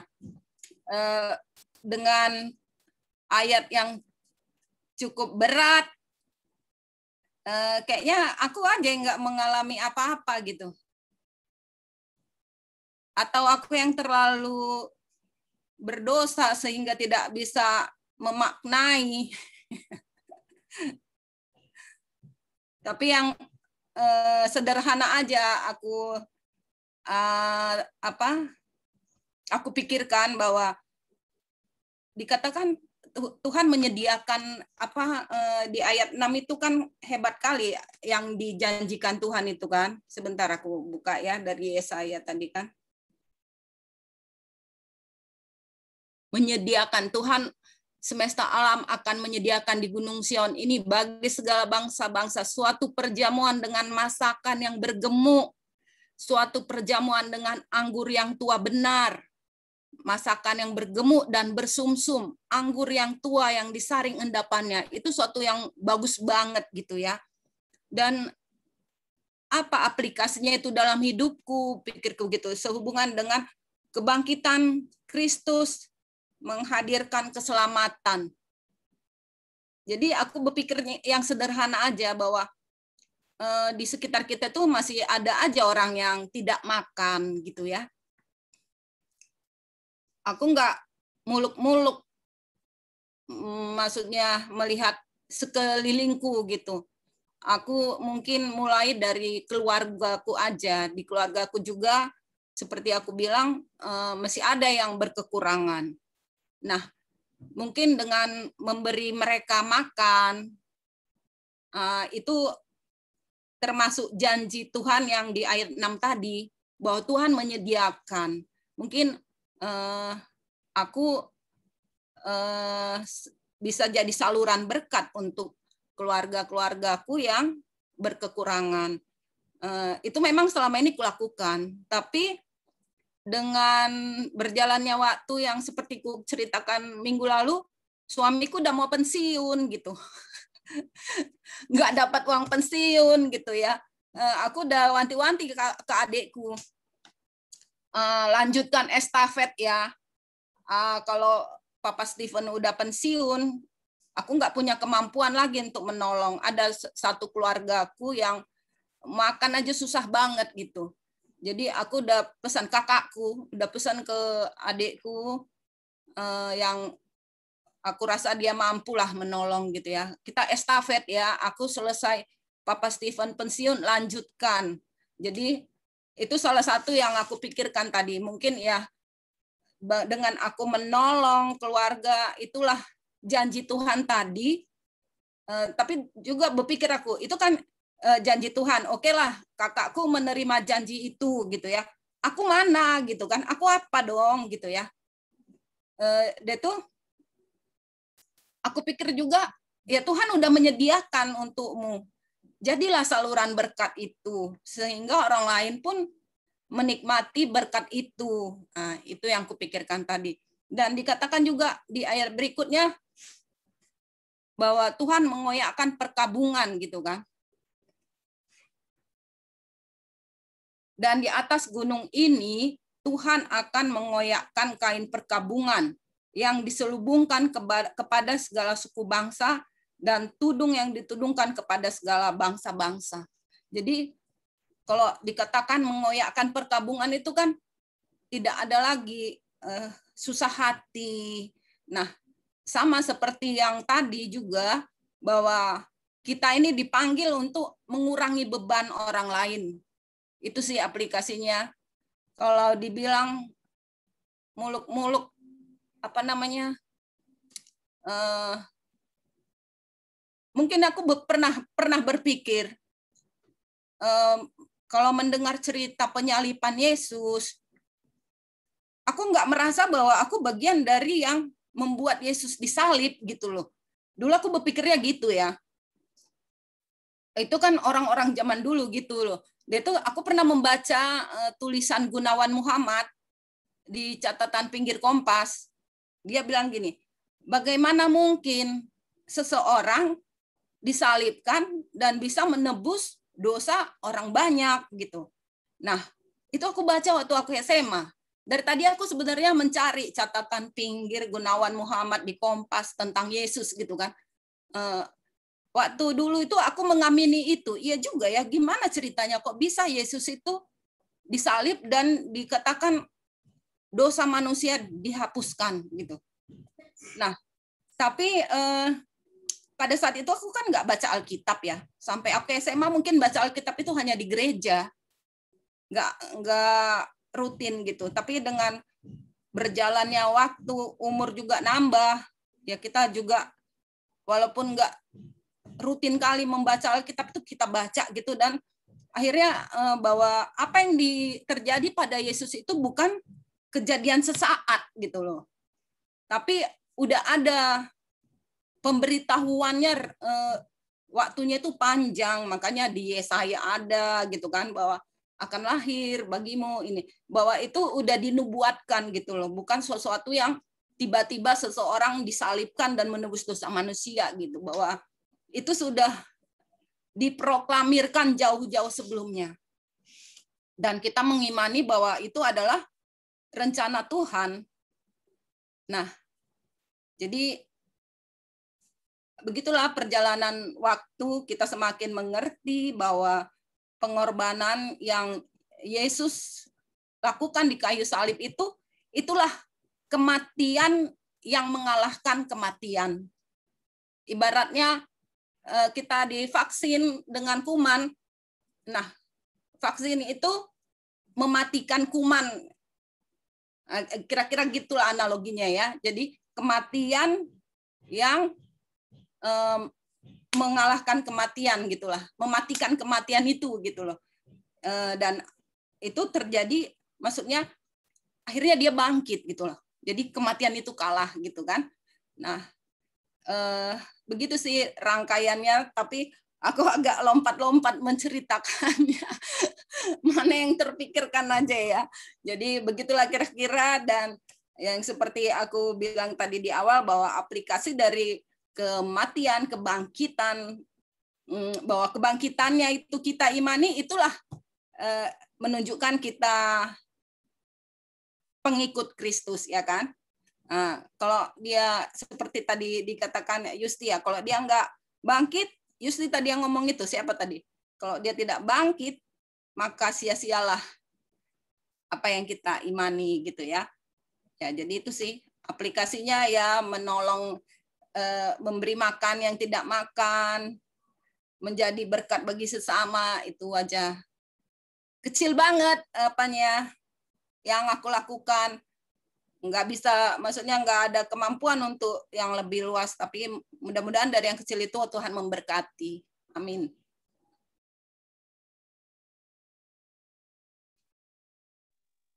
Makasih, Dak. Ya, memang sih ya, kita bisa memaknai semua ini kan dengan berbagai macam cara ya. Itu yang kita bisa ke dalam diri kita, apa sih makna buat kita semua gitu, sesuai dengan keadaan kita masing-masing. Kita semua kan tidak memiliki keadaan yang sama gitu kan. Jadi seperti itu yang Edi Elvira rasakan gitu.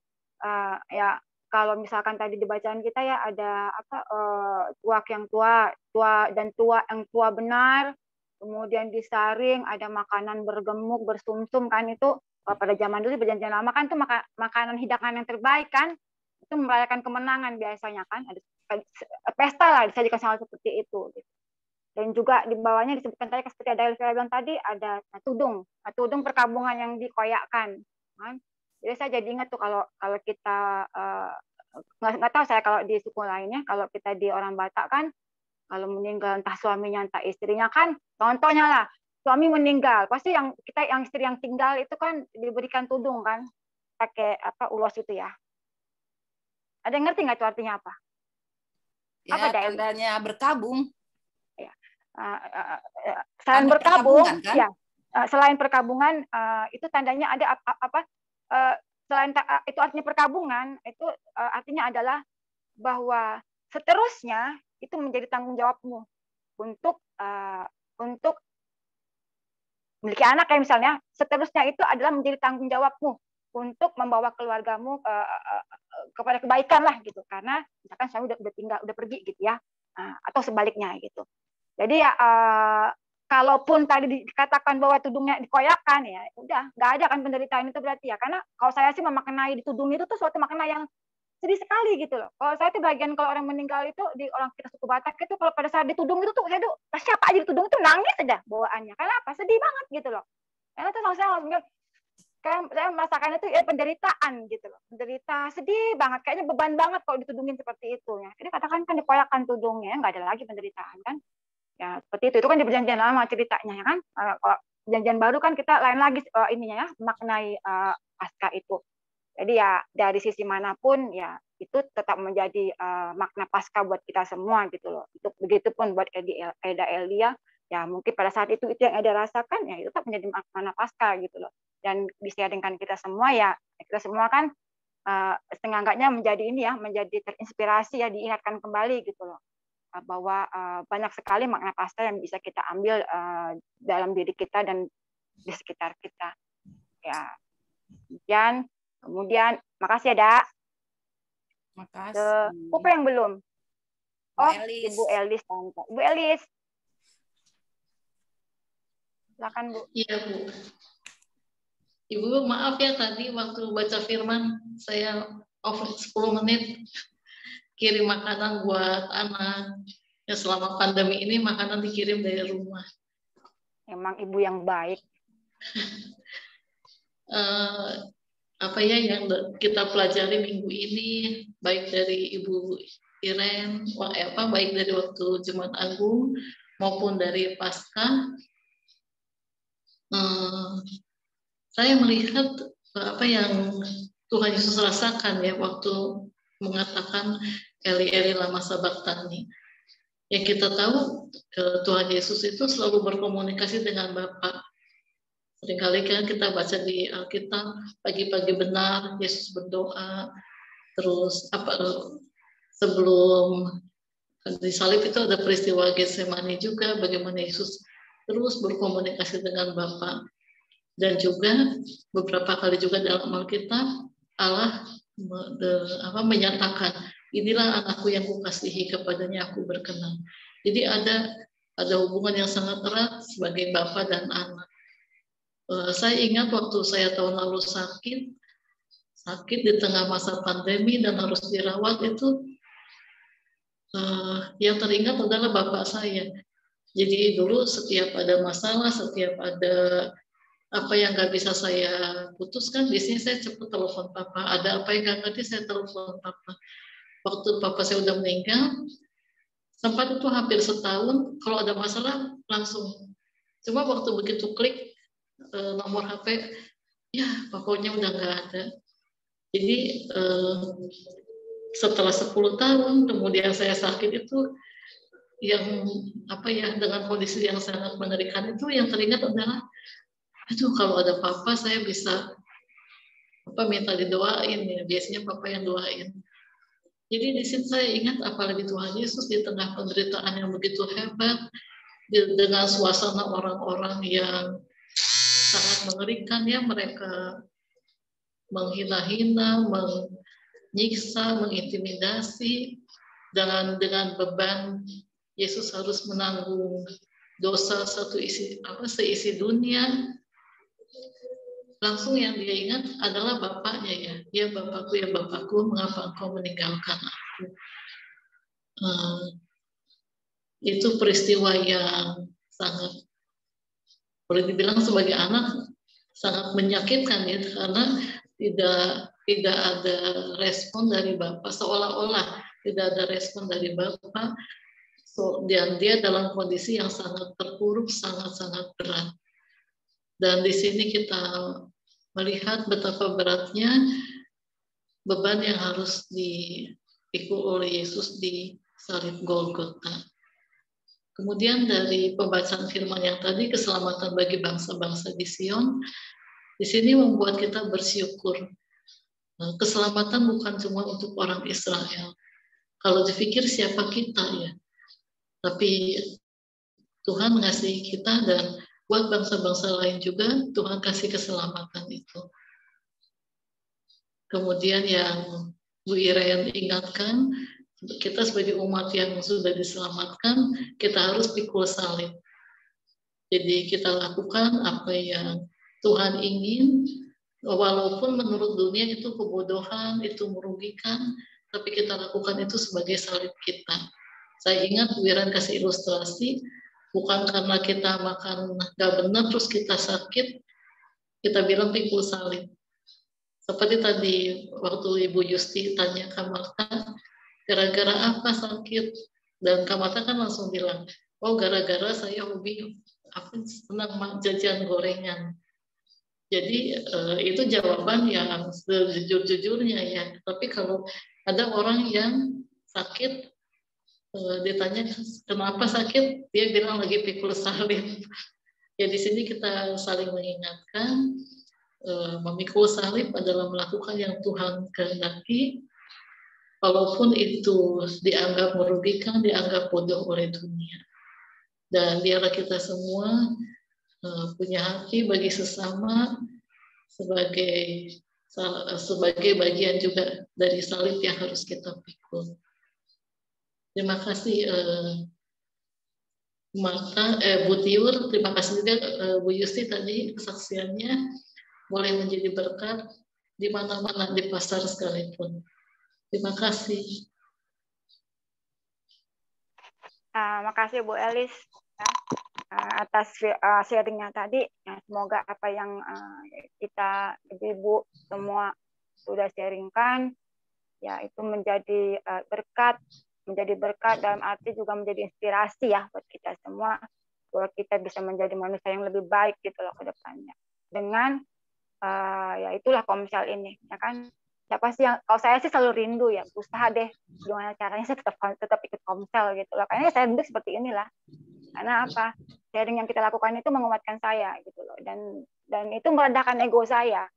Meredakan ego dalam arti aku tuh nggak seberapa loh penderitaanku dibandingin orang lain gitu kan. Nah, begitulah baiknya kita yang kita dapatkan berkat dalam Komsel ini. Yang terakhir, yang mungkin bukan yang terakhir lah ya, ada Bu Nana Bu ya. Kira-kira sharing berkat apa yang Ibu rasakan. Terima kasih Bu. Ya terima kasih, Shalom semua. Saya tadi ditelepon sama Ibu Yusti untuk gabung dengan Komsel ibu-ibu. Saya bilang saya pakai kaos aja ya. Orang ditanya kapan Komselnya, sekarang Bu. Dia bilang gitu, ya udah saya nggak sempat ganti baju, nggak sempat dandan. Ibu-ibu, saya juga diberkati dengan semua sharing ibu-ibu dari pembacaan Yesaya 25 ini. Yang saya dapatkan di ayat 8 ya Ibu-ibu ya. Ia akan meniadakan maut untuk seterusnya, dan Tuhan Allah akan menghapuskan air mata daripada segala muka, dan aib umatnya akan dijauhkannya dari seluruh bumi. Sebab Tuhan telah mengatakannya. Ini janji Tuhan, apa yang ditulis oleh Yesaya ini merupakan nubuatan tentang apa yang akan dilakukan oleh Yesus, bagaimana dia menyelamatkan umatnya dengan membebaskan umatnya dari dosa, ya, kain perkabungan yang diselubungkan, yang ditudungkan kepada segala bangsa itu melambangkan dosa yang menutupi seluruh umat manusia, yang membuat manusia ada dalam penderitaan, ada dalam perkabungan. Nah, buat saya luar biasa ya. Yang paling kita takuti, yang menjadi musuh terakhir dari kita manusia itu kan maut. Orang berusaha sedapat mungkin untuk menghindari maut gitu ya. Ada sakit sedikit makan obat gitu, apalagi dalam situasi pandemi ini, COVID ini. Waktu awal-awal dulu saya ingat tuh banyak sekali WA masuk. Bagaimana caranya supaya kita bisa melakukan langkah pertama lah untuk mengatasi COVID gitu ya, dengan herbal asli Indonesia gitu. Banyak sekali tips-tipsnya, sampai saya bilang aduh kita nih kayaknya sudah pakar banget gitu tentang bagaimana cara mengatasi COVID. Kenapa itu dilakukan? Karena orang takut terhadap kematian, takut terhadap maut. Nah, tapi saya bersyukur dengan kematian dan kebangkitan Kristus ada satu jaminan buat kita bahwa Ia akan meniadakan maut untuk seterusnya. Bukan berarti kita nggak akan mati gitu ya. Kita mati bukan lagi sebagai sesuatu yang menakutkan, kita tidak pergi kepada kerajaan maut, tapi mati kita melihatnya sebagai sebuah proses perpindahan supaya kita bisa mengalami perjumpaan dengan Yesus dalam rumah Bapa gitu ya. Nah, jadi yang saya terima dari kematian dan kebangkitan Kristus itu yang pertama, bahwa maut sudah dikalahkan. Untuk seterusnya, dikatakan seperti itu ya. Maut itu sudah dikalahkan untuk seterusnya. Nah, maut ini kan tidak hanya bicara soal kematian, tapi juga soal banyak anteknya gitu ya. Kerajaan maut ini gitu loh, iblis dengan segala pekerjaannya. Jadi bukan hanya bicara soal kematian secara fisik, tapi juga perbuatan-perbuatan iblis dalam hidup kita sehari-hari, ya, yang bisa membuat kita mencucurkan air mata, yang bisa membuat kita aib ya, sesuatu yang memalukan gitu. Itu kan semua karena dosa dan kejahatan. Ya, sebagai perempuan kita bukannya nggak boleh nangis, saya juga nangis, saya juga masih nangis. Tapi kita harus selalu ingat, pegang ayat ini, bahwa maut itu sudah dihancurkan dan segala perbuatan iblis itu juga sudah tidak punya kuasa atas hidup kita. Jadi kalau ada hal-hal yang menyakiti kita, mengecewakan kita sebagai seorang perempuan, sebagai seorang ibu, sebagai seorang istri gitu ya, sebagai seorang pelayan, apapun juga yang menyakitkan kita, seharusnya kita tidak dikuasai oleh itu, sehingga kita tidak hidup berlama-lama dalam kesedihan, dalam kepahitan, dalam kekecewaan. Karena kita percaya bahwa Yesus sudah mengalahkan itu buat kita, dan kita juga harus bangkit dalam kemenangan Kristus. Nah, mungkin ibu-ibu di GKO Bintaro memakai leksionari ya, bahan leksionari dari GKO untuk khotbah Paskah kemarin dari Yesaya 25 ini. Nah, kami di GKO Sola Gracia kami memakai leksionari dari dari PGI, tema PGI secara nasional. Ya, berpaling kepada Sang Hidup dari Yohanes 20 ayat 16 sampai 18. Di situ cerita tentang Maria yang pergi ke kubur Yesus. Di situ dikatakan kan dia menangis. Dan Yesus bilang, "Ibu, jangan menangis. Kamu cari apa?" Gitu ya. Nah, waktu itu kan Maria masih berasumsi. Dia pikir Yesus itu dicuri orang karena begitu dia lihat kan kuburnya udah terbuka, mayatnya udah nggak ada. Dan ketika Yesus bicara sama dia pikir itu juga penunggu taman gitu ya, penjaga makam itu. Jadi dia masih berasumsi karena apa? Karena matanya tertutup oleh air matanya, oleh kesedihannya, oleh kekecewaannya, oleh ketakutannya, oleh penderitaan yang dia rasakan karena kematian Yesus gitu ya, yang begitu mengejutkan buat mereka. Dan dia belum ngeh gitu loh, kalau itu ternyata Yesus yang sudah bangkit. Sampai pada akhirnya Yesus memanggil namanya Maria. Lalu Maria berpaling dan berkata padanya dalam bahasa Ibrani, Rabuni. Nah, ayat 16 ini yang dijadikan tema oleh PGI yang dikhotbahkan kemarin di kami di GKO Sola Gracia, berpaling kepada Sang Hidup. Betul Tuhan sudah mengalahkan maut, betul Tuhan sudah menghapuskan air mata, betul Tuhan sudah melenyapkan aib dari kehidupan umatnya. Itu sudah Yesus lakukan di atas kayu salib gitu ya. Dan dia sudah bangkit, dia sudah tebus semua buat kita, dia sudah menggantikan semua. Salib itu kan pertukaran. Ya, dia mati supaya kita hidup. Dia menderita supaya kita mengalami kelegaan. Dia ditolak oleh Bapa. Tadi banyak ibu-ibu yang men-share soal Eli lama sabatani. Dia ditolak oleh Bapa supaya kita diterima. Terjadi pertukaran yang luar biasa di salib. Tapi persoalannya kenapa hidup kita tidak pernah mengalami perubahan? Tadi ada ibu siapa, Ibu Elia ya kalau nggak salah, yang bilang, "Oh, kita setiap hari menyalibkan Yesus." Nah, Yesus sudah disalibkan, kita salibkan terus gitu loh. Itu kan berarti kita ya tadi seperti Ibu bilang, kita masih bergumul dengan segala macam dosa dan pelanggaran kita gitu. Ya, saya juga tidak menganggap bahwa saya sudah lebih baik gitu ya, saya suci kudus tidak berdosa, tidak. Tapi mari kita punya komitmen, bukan menyalibkan Kristus tapi menyalibkan kedagingan saya gitu. Kita memang dalam hidup di dunia ini selalu ada hal-hal yang bisa mengalihkan pandangan kita dari kebenaran yang sudah kita terima, dari kuasa yang sebenarnya sudah kita alami melalui kematian dan kebangkitan Kristus. Tapi persoalannya itu, kita tidak mau berpaling. Ya, seperti Maria.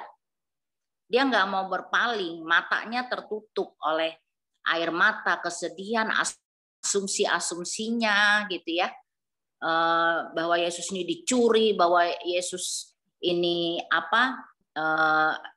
bahwa orang itu adalah penjaga taman. Padahal kan Yesus sudah bilang bahwa dia akan bangkit. Dia udah kasih tahu berulang-ulang kepada murid-murid. Nah, tetapi persoalan-persoalan kehidupan kita kadang-kala menutupi kita melupakan kebenaran gitu. Nah, bisa nggak dalam hidup sehari-hari kita mengalami pencobaan yang bisa membuat kita lemah, jatuh gitu ya. Ya, kita juga manusia biasa yang juga masih bergumul dengan segala kelemahan dan kekurangan kita. Nah, tapi pada saat itu mari kita segera berpaling. Ya, berpaling kepada kehidupan, berpaling kepada Sang Hidup.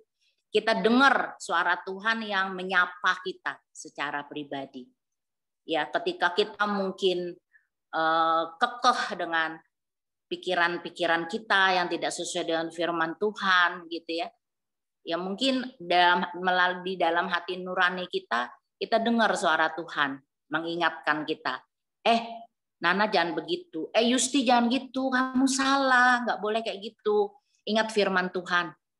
Nah, disitulah momen kita untuk segera berpaling kepada Sang Hidup itu gitu. Jadi jangan arahkan mata kita kepada kubur yang ya tempat orang mati ya, kuburan itu, kepada kesedihan kita, kepada kegalauan kita, kepada kekecewaan, penderitaan kita. Jangan fokus ke situ, segera berpaling. Dengar suara Tuhan yang menyapa kita secara pribadi. Ya, di sini ada siapa di sini? Ada Marta. Tuhan panggil nama ibu. Ibu Tiur. Yusti. Ya, Elia, Ibu Eli, Ibu Elis. Mari kita dengar dan kita segera berpaling. Ya, dengan demikian kita tidak lagi punya statement bahwa saya nyalibkan Yesus terus nih gitu ya. Tapi kita belajar untuk saya menyalibkan kedagingan saya menyalibkan diri saya.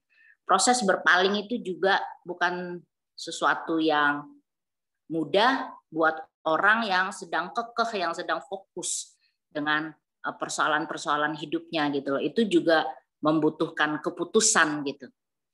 Nah, tapi mari momen kematian dan kebangkitan Kristus ini kita jadikan momen untuk kita berpaling, karena keselamatan itu sudah disediakan buat kita. Ya, janji Tuhan itu sudah diberikan buat kita. Bahkan Yesus sudah lakukan ya, sekali untuk selamanya. Kematiannya di atas kayu salib itu sekali untuk selamanya. Kebangkitannya itu udah clear, udah selesai semua. Persoalannya kita ini, kita mau nggak terima itu gitu. Kita mau nggak hidup itu. Kita nggak mau nggak terus-menerus berpaling kepada Sang Hidup itu, atau kita ya masih kekeh dengan persoalan-persoalan hidup kita yang nggak ada habis-habisnya. Saya melihat bahwa saya merasakan ya Ibu ya, saya banyak mengalami perubahan justru melalui masalah yang Tuhan izinkan terjadi dalam hidup saya. Ya, bagaimana saya bisa tahu bahwa Yesus itu penyembuh kalau saya nggak pernah sakit gitu ya. Bagaimana saya tahu kalau Yesus itu adalah penyedia kalau saya nggak pernah mengalami kekurangan. Ya, bagaimana saya tahu bahwa Yesus itu pemulih kalau saya nggak pernah mengalami kehancuran dalam hidup saya. Ya, bukan berarti kita cari masalah ya Bu ya.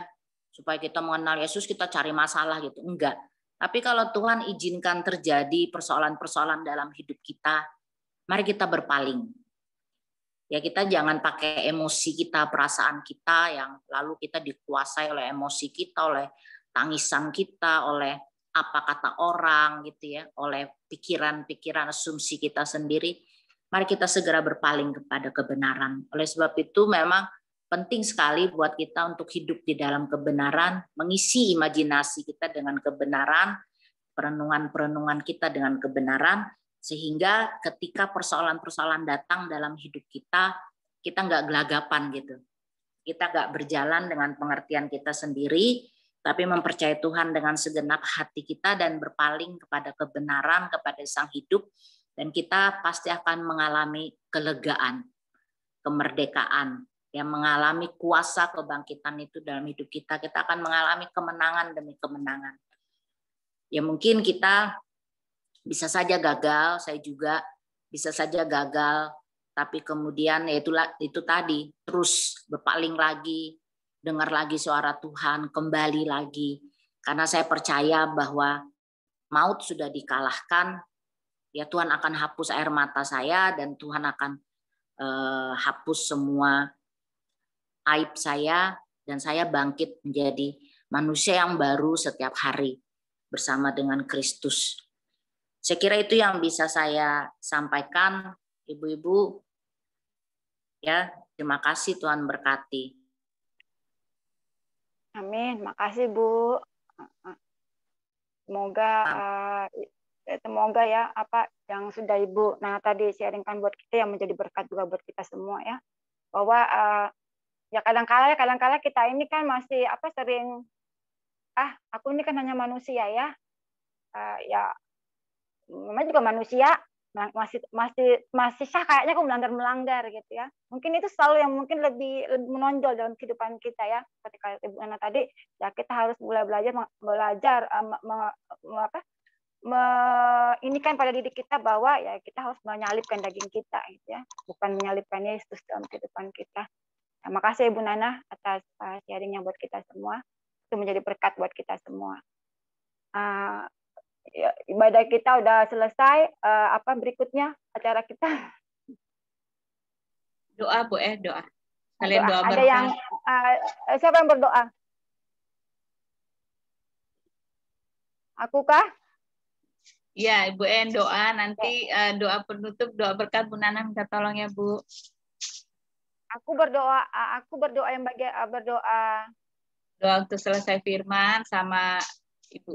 Kok ada nggak ibu-ibu yang mau didoakan gitu?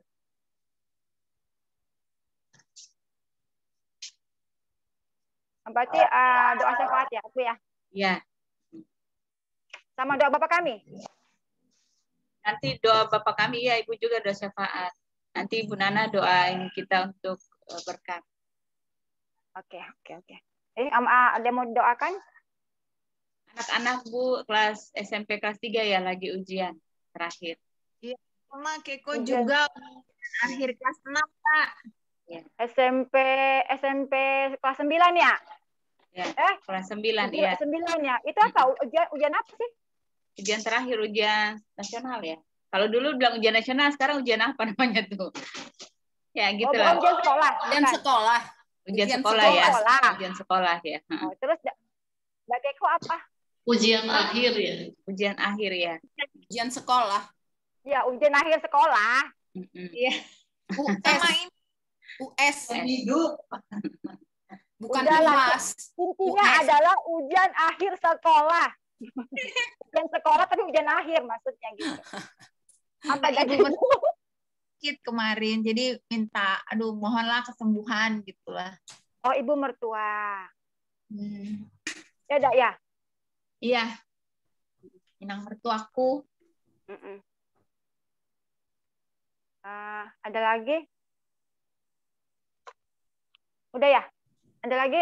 Ada Elivera? Bu Elis udah enggak? Ya, doakan semua kita sehat-sehat lah. Oh, itu pasti. Oke ya. Banyak yang penyakitan di sini. Oke, kita tutup ibadah kita. Terima kasih ibu-ibu untuk semua sharingnya. Terima kasih untuk waktunya. Semua menjadi berkat buat kita semua. Dan setelah ibadah ini, tidak ada yang sia-sia apa yang sudah kita sharingkan pada saat ini. Kita tutup ibadah kita dengan doa. Kemudian nanti berkat dari Ibu Nana. Mari kita berdoa.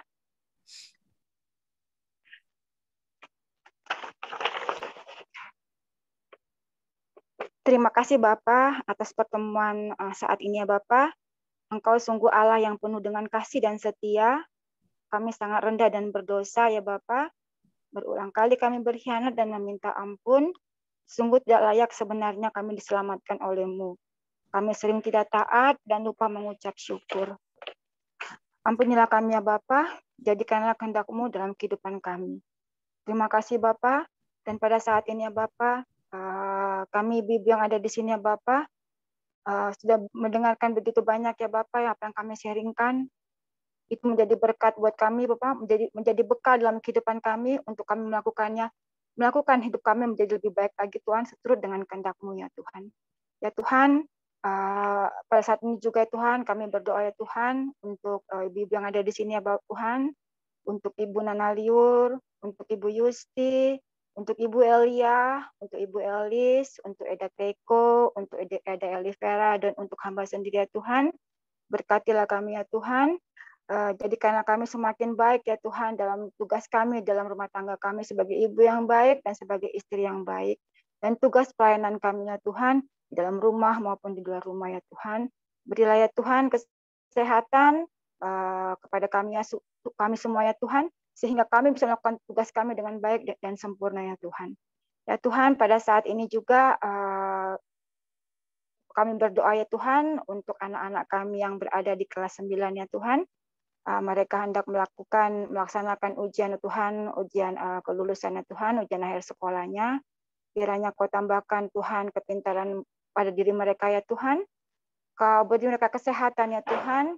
Kau teliti mereka satu persatu ya Tuhan. Kau berikan mereka kejujuran ya Tuhan. Sehingga melalui sarana apapun ya Tuhan mereka melakukan ujian ya Tuhan. Kiranya Kau berkati itu semua dan Kau lancarkan Tuhan.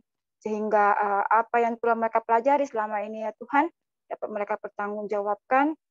Sehingga yang terbaik ya Tuhan yang dapat mereka berikan pada saat ujian nanti ya Tuhan. Terima kasih untuk itu semua ya Tuhan. Dan juga ya Tuhan, setelah dengan kebaktian ini Tuhan kami akan melakukan kegiatan kami, meneruskan kegiatan kami seterusnya. Kiranya Kau juga yang memberkati kami itu Tuhan, agar semuanya itu adalah hal yang baik yang kami lakukan dalam kehidupan kami ya Tuhan. Ya Tuhan, doa ini semua kami panjatkan hanyalah dalam nama anak-Mu Tuhan Yesus Kristus yang sudah mengajar kami berdoa. Bapa kami yang ada di surga, dikuduskanlah nama-Mu, datanglah kerajaan-Mu, jadilah kehendak-Mu di bumi seperti di surga. Berikanlah kami pada hari ini makanan kami yang secukupnya. Ampunilah kami akan kesalahan kami, seperti kami juga mengampuni orang yang bersalah kepada kami. Dan janganlah membawa kami ke dalam pencobaan, tetapi lepaskanlah kami daripada yang jahat. Karena Engkau yang punya kerajaan dan kuasa dan kemuliaan sampai selama-lamanya. Amin. Bapa, terima kasih. Bapa, terima kasih. Bapa di dalam surga, ku berterima kasih. Amin. Doa berkat. Ya, ibu-ibu, mari kita kembali kepada aktivitas kita. Kita bersyukur bahwa Kristus sudah mati bagi kita, sudah bangkit bagi kita, menyediakan keselamatan. Dan bila kita hidup dalam keselamatan itu dan kita juga mewartakan keselamatan itu buat orang lain, sehingga keselamatan itu boleh menjadi bagian bagi bangsa-bangsa. Jangan takut, jangan khawatir, karena janji Tuhan buat kita hari ini, Tuhanlah penjaga kita, Tuhanlah naungan kita, di sebelah tangan kita. Matahari tidak akan menyakiti kita pada waktu siang atau bulan pada waktu malam. Tuhan akan menjaga kita terhadap segala kecelakaan. Ia akan menjaga nyawa kita. Tuhan akan menjaga keluar masuk kita dari sekarang sampai selama-lamanya. Dalam nama Tuhan Yesus Kristus. Haleluya. Amin. Ada Keko, aku lupa. Maafkan aku. Gak apa-apa. Tadi Kembali dia ke doa semuanya lagi. sehat. Aku sungguh lupa, belum aku catat. Maafkan aku. Oke. Terima kasih Bu Nana untuk Ya, sama-sama. Tuhan yang Makasih, Bu sudah Nana. berikan waktu untuk kami Sudah semua. Terima kasih. Minggu depan siapa yang bertugas? Minggu depan siapa yang bertugas? Mama Keiko kayaknya. Ibu Elivera tuh. Oh ya, Bu Elivera udah bisa kan minggu depan. Aku belum Dia bisa, Vera ya. nggak bisa janji. Pokoknya sebelum suami pensiun. Sebelum enggak maksudnya Takut dah. aku pasti akan ke sana. Tapi Oh ya, belum tahu periksanya kapan ya. menunggu sampai detik-detik terakhir dan minggu depan itu terakhir. Oke lah, berarti Eda Keko ya, Dak? Udah Keiko, ya. Mama Keiko pamit minggu depan. duluan ya, ibu-ibu ya. Ya, Ya, Ibu. terima Terima kasih. kasih banyak. kasih. Ya, Terima Tuhan kasih, berkati ya. Bu. Salam buat Tuhan berkati. Amin. Ibu. Amin. Terima kasih.